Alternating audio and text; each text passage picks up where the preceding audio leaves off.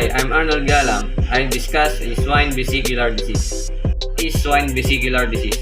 Swine vesicular disease is a viral disease of pigs that is characterized by the formation of vesicles and erosions on the hooves and around the mouth. The clinical signs can vary in severity, but the illness is short and not life-threatening.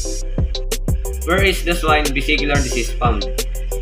Swine vesicular disease was first identified in Italy in 1966. In 1971, an outbreak occurred in Hong Kong, and the disease was subsequently found in other countries in Europe and Asia. How swine vesicular disease transmitted and spread? SVD virus is transmitted by direct or indirect contact or by ingestion of infected pork or pork products. Infection is via the oral route or through skin abrasions, and it can cause viremia, fecal viral shedding, and generalized vesicles that rupture to release large amounts of virus.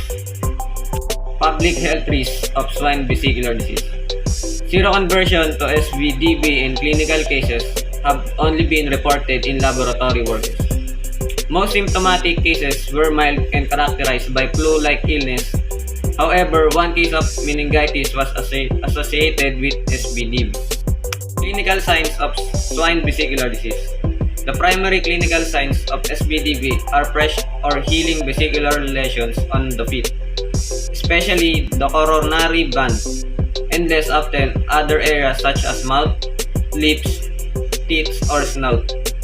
The lesions may be mild or inapparent, especially when pigs are kept on soft bedding. Vesicles in mouth and on the snout and feet.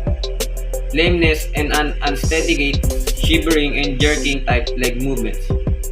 Ruptured vesicles can cause ulcers on limbs and feet, and foot pads may be loosened. These are clinical signs in vesicles.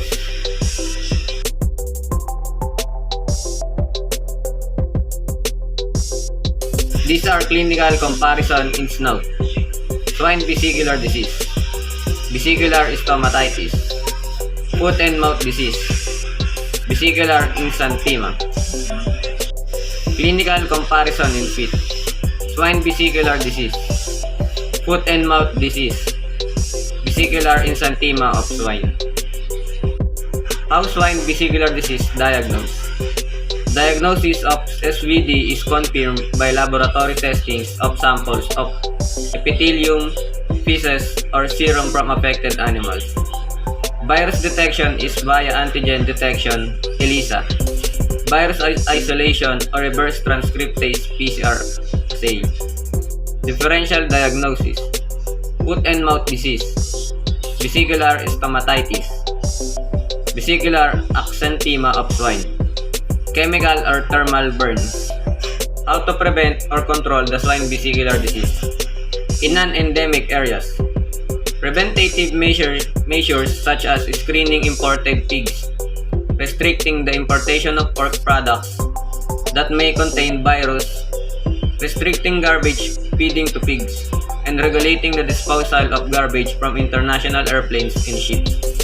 Routine surveillance and pre- and post-export testing are conducted in some countries, particularly in Europe. How to prevent or control the swine vesicular disease on outbreaks. Quarantining infected farms and regions. Tracing pigs that may have been exposed. Scanning all infected and contact pigs. Cleaning and disinfecting the affected premises. Swine vesicular disease treatment. There is no treatment and no vaccine. SVD is important in international trade and is controlled by a slaughter policy in many countries.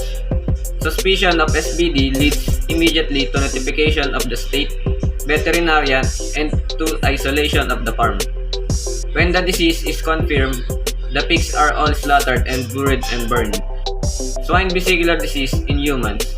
Humans have been infected with SVDV while working with the virus in the laboratory. However, there are no reports of seroconversion or disease in farmers or veterinarians after contact with the infected pigs.